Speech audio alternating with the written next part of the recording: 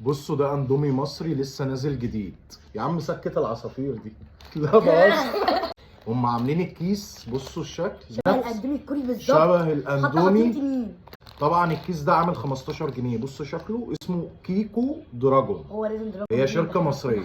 عندي فكره عايزه اقولها قبل ما ندوقه، بس هي الاندومي بتاعته صغيره قوي، يعني الاندومي التاني الاندومي بتاعته تحس ان هي كبيره. كبيره فعلا. بصوا يا جماعه، وبيبقى معاه كيس توابل واحد، بس انا شاكك في الجوده بتاعته تطلع الصراحه زي الاندومي الكوري. لا يمكن. صوص الاندومي الكوري وهو نازل برضو في فرق الصراحه. تحس ان في عمليات نازله من الكيس. ايوه بصوا على المستشفى على بصوا يا طول. جدعان، اول ما خلص على الحمام على طول. احنا لينا فيديو انا وادم واحنا عاملين الاندومي الكوري ده، كنا بصوا بنموت.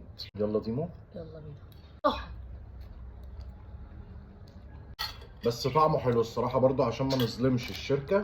طعمه جامد قوي، يعني طعمه الصراحه حلو وتوابله مظبوطه. وبرده حامي زي الاندومي الكوري.